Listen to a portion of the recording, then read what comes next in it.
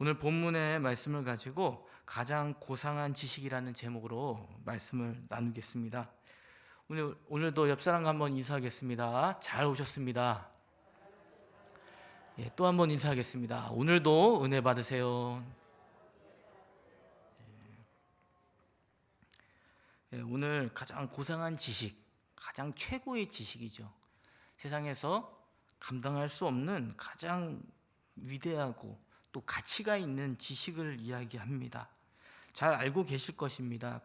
가장 고상한 지식은 예수 그리스도를 아는 지식입니다. 우리가 세상에 살면서 책을 통해서 많은 지식을 얻게 되죠. 그리고 또 어떤 것을 연구함을 통해서 지식을 얻게 되기도 합니다. 그리고 또 이 세상 가운데 세상의 지식인을 통해서 간접적으로 배움을 통해 지식을 얻게 되죠. 그러한 지식들은 우리가 세상에 살아가는데 큰 유익을 줍니다. 때론 우리가 세상의 성공과 부를 얻게 하는 지식의 가치를 얻게 되죠. 그런데 그것보다 세상에서 줄 수 없는 가장 고상한 지식이 있다고 다시 한번 우리에게 이야기해 줍니다. 그것은 바로 예수 그리스도를 아는 지식인 줄 믿습니다. 오늘 본문에서 그 지식을 얻게 되는 것을 바울이 고백하는데요. 우리 다 함께 본문으로 들어갔으면 좋겠습니다. 오늘 본문에서는 그리스도, 그리고 빌립보 교인들에게 바울이 주 안에서 기뻐하라라고 이야기합니다. 그래서 이 기뻐하라라는 표현 가운데 끝으로, 마지막으로라고 이야기하죠. 주 안에서 기뻐하라는 것을 강조하고 있는 것을 보게 됩니다.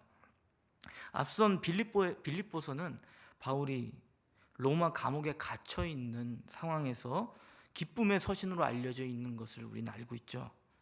그런 상황 속에서 바울은 계속 1장부터 기뻐하라, 기뻐하라, 기뻐하라 라고 강조하고 있습니다. 우리가 저번에도 보셨겠지만 빌립보서 1장에서 기쁨은 어떠한 기쁨입니까? 예수 그리스도의 그 복음을 전파됨으로 인해서 기뻐하라. 바울 자신이 기뻐하고 듣는 너희들도 그 복음이 전파되는 것으로 인해서 기뻐하라라고 이야기합니다. 2장에서도 기뻐하라고 했죠. 빌립보 교인들을 향해서 바울이 자신이 섬김의 제물이 되는 것으로 인해서 기뻐한다라고 이야기합니다. 이 말은 교인들로 하여금 이 말씀을 들으며 너희들도 복음을 위하여 너희 자신을 제물로 섬김으로 얻게 되는 것을 기뻐하라고 이야기하는 것이죠. 이 기쁨은 바울 자신을 드높이는 기쁨이 아닌 줄을 우리가 알고 있습니다. 그리고 3장에서 다시 한번 주 안에서 기뻐하라라고 이야기하고 있습니다. 오늘 이 주 안에서 기뻐하라라는 것은 마치 교인들 각각에게 그들의 마음에 간직해야 될 기쁨이 있다는 것을 말해주고 있는 것입니다.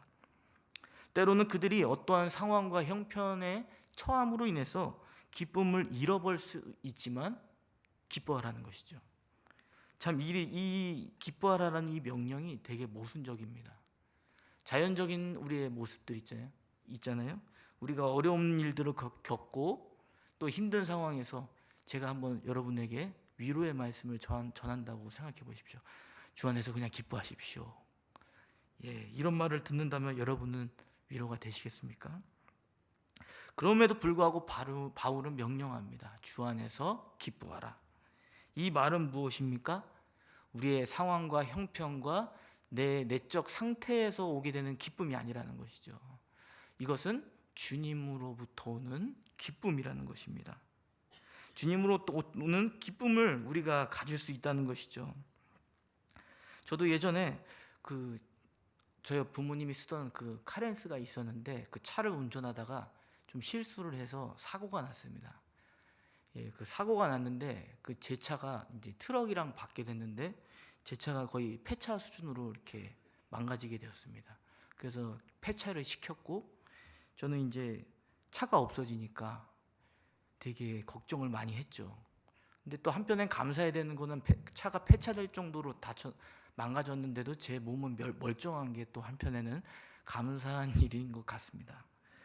그런데 교회에 갔더니 이제 폐차가 돼가지고 이제 처리를 맡기고 교회 갔더니 우리 여기 예전에 계셨던 전도사님들과 권사님들이 이런 얘기를 하더라고요. 저에게 위로의 말씀을 해주시는 건지 모르겠지만, 아유, 하나님이 얼마나 좋은 것을 주시려고 이렇게 사고까지 나게 하셨나, 이렇게 얘기하시더라고요. 전 속으로 막 욕이 나오더라고요. 남의 일이라고 진짜 막말하는구나, 이런 생각들을 했었습니다. 그래도 저는 지금 차를 어떻게 구할까 이런 생각을 했는데, 그런데 하나님이 또 저에게 또 채워주신 것 같습니다. 제가 가지고 있는 돈이 없었는데도 사람을 통해서 쉽게 이게 중고차를 구매할 수 있는 상황이 되었습니다. 제가 말씀드리고자 하는 것은, 제가 차가 망가졌을 때에 마음에 어떤 마음이 있었겠습니까? 기뻐하는 것이 아니죠. 걱정과 두려움, 근심이 가득했습니다. 그런데 그것은 우리에게 영원한 기쁨을 가져다 주는 것이 아니죠. 한편에는 제가 하나님 또 채워주시는 은혜를 보면서, 야, 내가 왜 그렇게까지 감사하지 못하고 그 불안하고 두려워하는 마음 가운데 머물러 있었을까? 생각해보면 우리가 가지고 있는 그 두려움, 아픔들을 보면 그것이 영원하지는 않더라고요. 우리가 주님과 함께 동행하며 길을 걸어갈 때에 주님께서 우리에게 바른 길로 인도해 주시는 것을 우리는 경험하게 됩니다. 그래서 바울은 이야기하는 것이죠. 기쁨의 원천이 되시는 주님을 바라보면서 주님이 얻을 은혜와 복을 바라보고 기뻐하라라고 말씀하고 있는 것입니다. 이 말이 자신에게는, 바울은 이렇게 얘기합니다. 수고롭지 않고 귀찮은 일이 아니라는 것이죠. 계속 잔소리처럼 말을 해도 이것이 더 부족한 것이 아니라고 이야기합니다. 이 말을 한다는, 이 말의 횟수가 중요하다는 것이 아니죠. 말을 기뻐하라, 기뻐하라, 주님 안에서 기뻐하세요 라는 그 메시지를 통해서 듣는 이로 하여금 영적인 상태에 침체되어 있는 그들의 영혼이 깨어질 수 있는 기회가 된다는 것입니다. 그래서 우리는 주 안에서 기뻐하라는 이 말씀이 우리가 믿음으로 받아야 되는 말씀인 줄 믿습니다.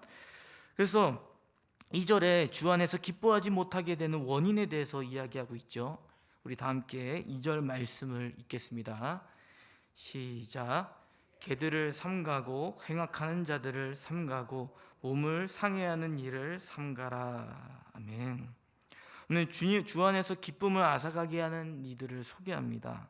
그들을 어떤 존재로 표현하냐면 개들이라고 표현하죠. 그리고 악한 일꾼, 악행하는 자들을 말합니다. 즉 이들이 행한 일들이 이제 악하다는 것을 이렇게 표현해주고 있는 것이죠. 그리고 3번이나 이야기들을 합니다. 2번은 개들, 그리고 또 악행하는 자들, 또 그들이 행하는 일에 대해서 이야기하죠. 그것은 몸을 상해하는 일이라고 표현합니다. 이들이 누구이길래 이렇게 인격 모독적인 말을 표현하면서 그들을 조심하라고 이야기하는 것일까요? 그 힌트는 잘 알고 계시다시피 몸을 상해하는 일을 하는 자들이라는 것을 통해서 알 수 있습니다. 몸을 상해하는 일은 이제 구약의 율법주의자들이 이제 구원의 조건으로서 강조했던 행위들을 말하는 것이죠. 즉 할례를 받는 것에 대한 얘기를 하는 것입니다. 할례를 받는 것, 이것은 구약에 하나님의 언약 백성으로서 표시로 주신 거죠. 그래서 언약을 받은 그 자녀는 하나님이 택한 자녀라는 그 증표로서 받는 예식이었습니다. 이 받는 것이 잘못된 것은 아니죠. 그 의미가 잘못된 것은 아닙니다. 그런데 하나님의 언약된 그 표식을 받고 더 중요한 것은 하나님의 율법을 온전히 지켜야 되는 그것이 필요했었던 것이죠. 그들은 할례를 받았습니다. 육체의 할례를 받았습니다. 그러나 그들이 온전히 하나님의 율법을 지킬 수는 없었죠. 즉 육신의 표식으로 받았던 그 할례는 결국은 하나님의 구원을 이루기에는 충분한 조건이 되지 않는다는 것을 우리는 복음을 통해 알고 있습니다. 그런데 이 그리스도인들 가운데 복음 외에 다른 의의를 주장하는 자들이 드러났다는 것이죠. 이들을 유대인 유대인들 중에 율법주의자들이라고 이야기합니다. 그 율법주의자들은 어떤 자들이었냐면 한 두 부류로 분류를 한다고 합니다. 한편에는 유대인 출신의 그리스도인이 예수 그리스도를 믿는 믿음 외에 율법의 할례가 추가되어야 된다고 말하는 것이죠. 할례를 구원을 받는 것은 예수 그리스도의 의 때문이지만 더해서 율법의 행위가 더 더해져야 된다는 것입니다. 그것이 바로 할례라는 것이죠. 또 하나는 비그리스도인들, 결국 그리스도 안에 있는 자들이 아니라 외부에 있는 유대인들이 빌립보 교인들에게 유대교로 개종시키기 위해서 할례를 강조했을 가능성이 있다라고 이야기합니다. 외부로부터 내부로부터 어떤 이제 율법의 행위를 통해서 의를 이룰 수 있다는 것을 강조하는 상황이 있었다는 것이죠. 저는 이게 그리스도인, 그 유대 출신의 그리스도인인지 단지 유대교들이 주장하는 것인지는 정확히 알 수 없지만 이 가르침으로 인해서 빌립보 교인들이 영향을 받았다는 것을 우리가 기억하셨으면 좋겠습니다. 내부로부터든 외부로부터든 그들은 율법주의의 영향을 받아서 할례를 받는 것이 구원의 증표가 된다는 것을 강조하는 이야기를 듣고 넘어가게 되었다는 것이죠. 이렇게 할례는 굉장히 율법의 어떤 자기 행위를 드러내는 조건이었습니다. 사실 할례를 받는 것은 유대인들에게 굉장히 힘든 일이었죠. 8일 만에 낳은 아이를 어떻게 됩니까? 거기 우리가 말하고 있는 포경수술이라고 하잖아요. 그 살을 잘라내어서 벗겨내는 그 일을 하는 것이잖아요. 사실 그 당시에는 비위생적인 상황 환경이었기 때문에 그 하나님의 말씀대로 그 할례의 표식을 받게 하기 위해서 아이들에게 할례를 행하는 것은 굉장한 희생이 따른 일입니다. 노력이 따르고 의지가 필요한 일들이었죠. 왜냐하면 그 할례를 받다가 아이가 죽을 수 있는 위험이 있었기 때문입니다. 그들의 노력과 행위들은 너무나도 인정해 줄 만한 일이었을 것입니다. 그럼에도 불구하고 오늘 그들이 구원을 받는 데 있어서 한 조건으로서 자신의 의와 그 행위를 드러내는 것은 잘못된 것이라고 이야기하고 있는 것이죠. 그래서 바울은 살을 잘라내는 행위를 강요하는 이들이 진정한 할례 받은 자가 아니라는 것을 이야기해 주고 있습니다. 진정한 할례를 받은 자는 어떤 모습이냐면 우리 다 함께 본문의 말씀 3절 말씀을 읽겠습니다.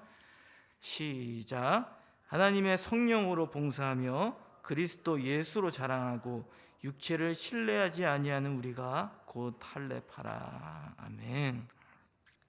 율법주의자들의 그 행위를 강조함으로 인해서 그 빌립보 교인들 안에 자신의 행위를 통한 의의를 주장하고 자신의 노력을 높이며 나타내는 모습들이 있었을 것입니다.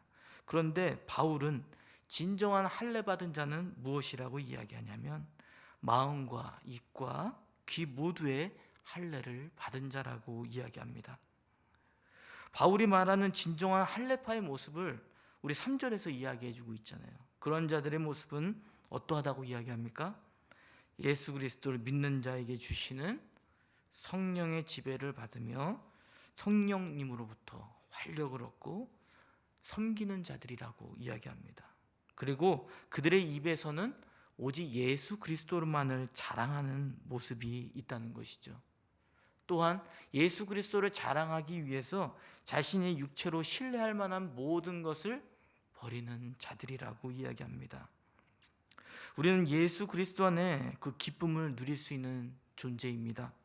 그 존재를 누릴 수 있는 원천과 방법은 예수 그리스도 안에서 우리가 바르게 믿고 섬기고 또 그분만을 자랑하고 있는지의 모습을 통해서 우리는 깨닫게 되는 줄 믿습니다.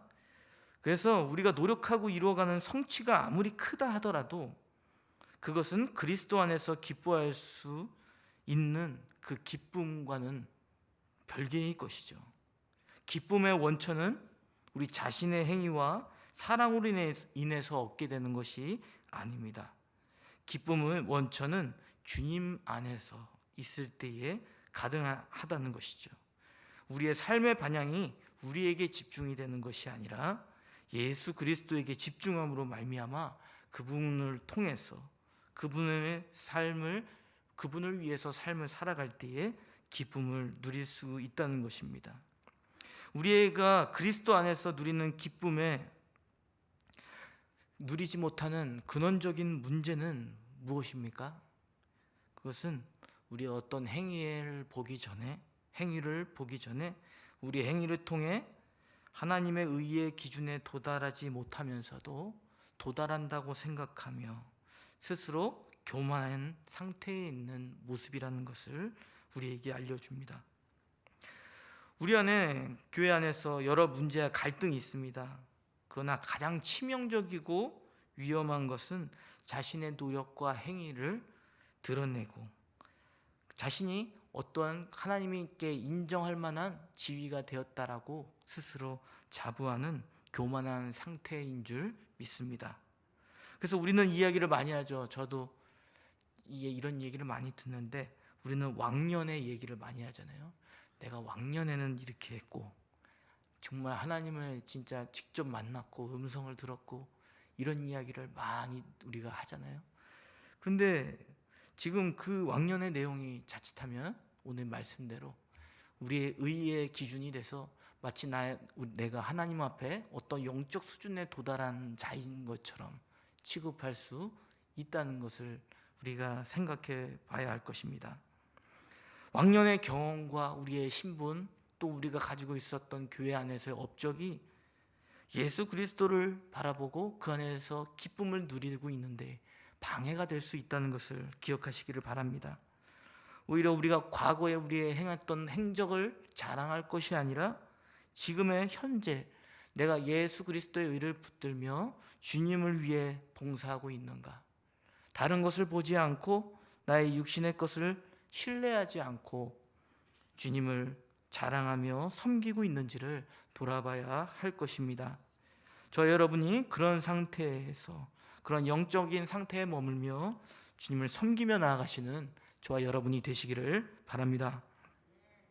그래서 우리는 우리의 자연적인 상태에서는 우리의 행위를 통해 어떤 가치를 드러내는 것이 세상의 기준으로는 뭔가 내세울 만한 것이 될 수 있지만 하나님의 기준에서는 그렇지 않다는 것을 우리가 알아야 할 것입니다.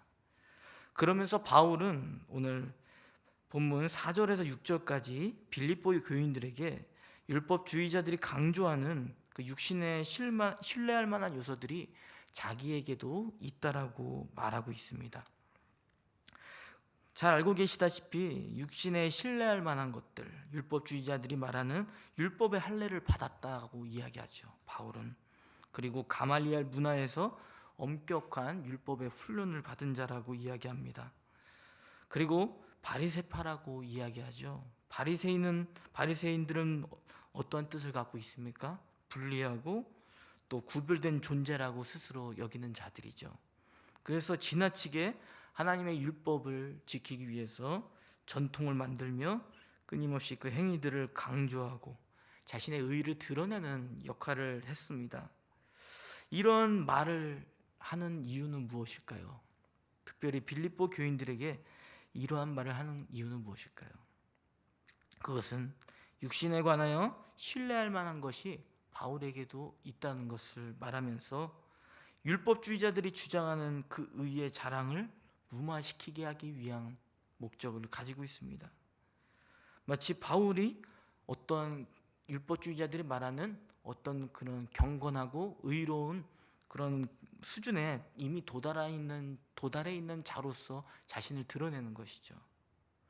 그런 도달한 바울 자신을 바라보면서 고백하는 이야기를 들으라는 것입니다.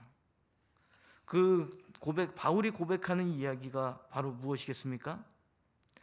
우리의 행위를 통해서 드러난 그것은 무가치한 것이라는 것을 얘기해 주고 있는 것이죠.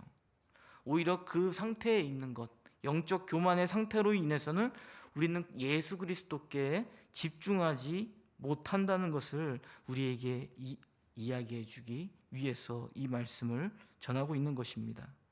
그래서 육신을 신뢰하지 않기 위해서 자신이 하는 행위를 이야기하죠. 우리 다 함께 7절에서 9절 말씀을 읽겠습니다. 시작.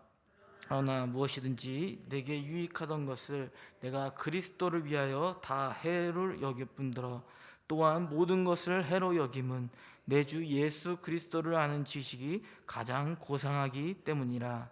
내가 그를 위하여 모든 것을 잃어버리고 배설물로 여김은 그리스도를 얻고 그 안에서 발견되려 함이니 내가 가진 의는 율법에서 난 것이 아니요 오직 그리스도를 믿음으로 말미암은 것이니 곧 믿음으로 하나님께로부터 난 의라. 아멘. 오늘 바울은 고백합니다. 예수 그리스도를 아는 지식이 가장 고상하다고 이야기하죠. 그리고 예수 그리스도 때문에 모든 것을 스스로 버렸다고 이야기합니다. 자신이 신뢰할 만한 모든 의의 기준들을 예수 그리스도를 위하여 버렸다는 것이죠. 그리고 모든 것을 배설물로 여기며 쓰레기 취급했다는 것입니다. 자신을 얻고, 이 이유는 무엇입니까? 자신이 그리스도를 얻고 그리스도 안에 있는 사람으로 인정받기 위함이라는 것입니다. 인정받는 것은 다른 사람으로부터 인정을 받는 것이 아니라 누구로부터 인정을 받는 것입니까?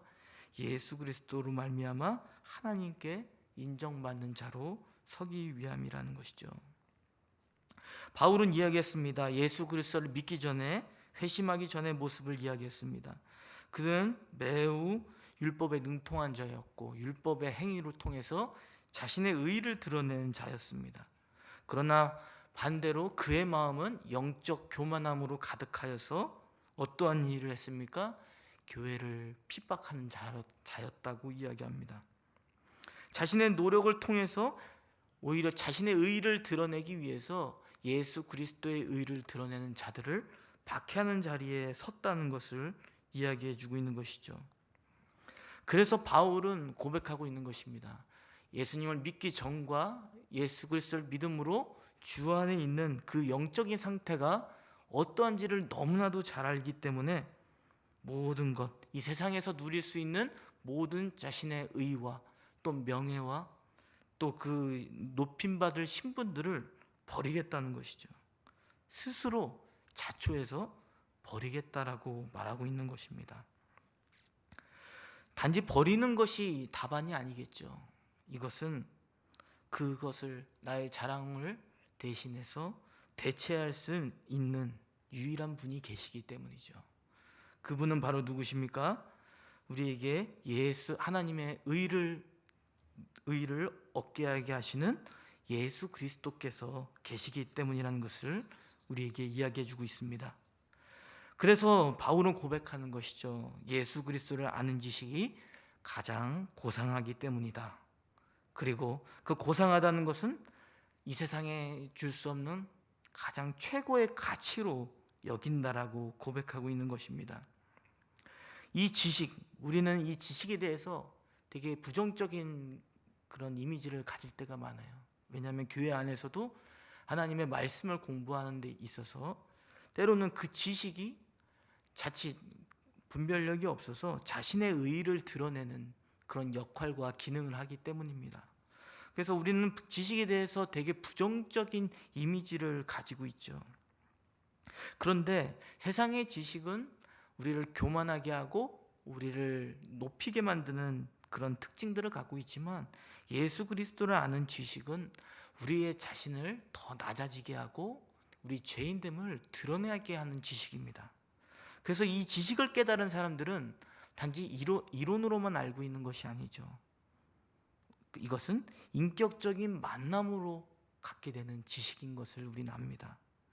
저와 여러분이 예수 그리스도를 믿게 된 것이 어떻게 믿게 되었습니까? 예수 그리스도께서 2000년 전에 행하신 그 일들을 내가 믿음으로 고백하며 나를 위해 죽으신 그분께 대한 감사함으로 우리는 그분 행하신 일들을 믿음으로 말미암아 구원을 얻게 됐습니다. 우리는 그것을 통해서 우리의 영적인 상태를 볼 수 있게 되는 것입니다. 즉 예수 그리스도를 아는 그 지식은 우리에게 예수 그리스도께서 살아계심을 알게 하는 것이죠.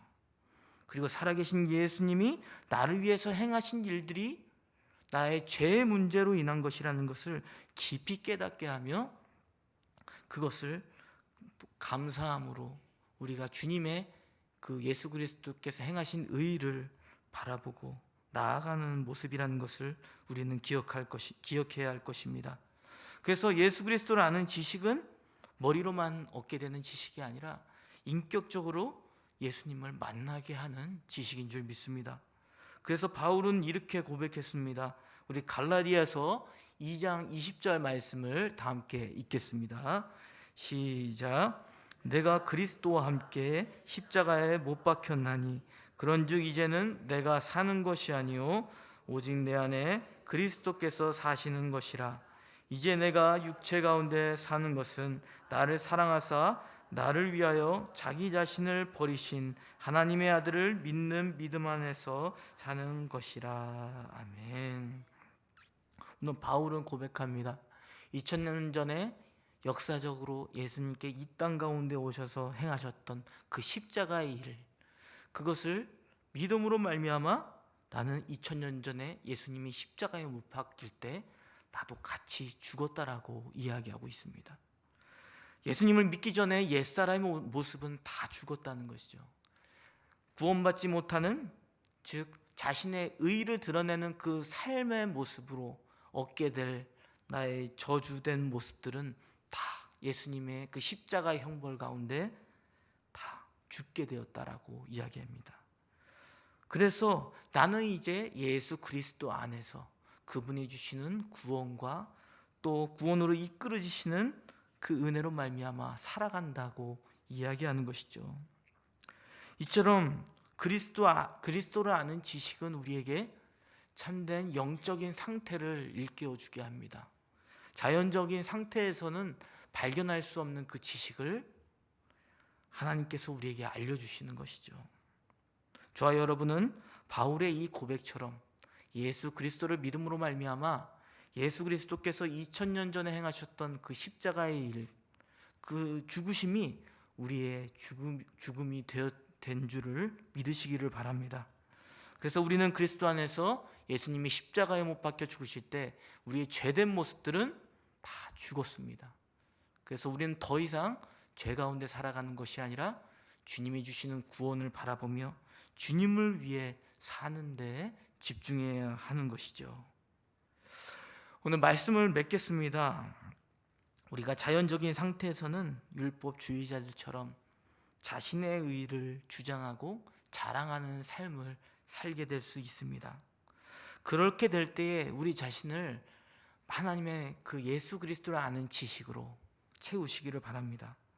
그렇게 될 때에 그리스도 안에서 내가 나의 모습이 어떠한 상태에 있는지를 발견하시고, 우리가 자격이 없지만 우리는 우리의 죄된 모습으로 인해서 하나님 앞에 만족스럽지 못하고 의롭지 못한 우리의 존재가 예수 그리스도께서 행하신 일로 말미암아 만족해 되었다는 것에 감사하고 우리가 삶을 살아가는 가운데 늘 주 안에서 기뻐하실 수 있는 저와 여러분이 되시기를 바랍니다.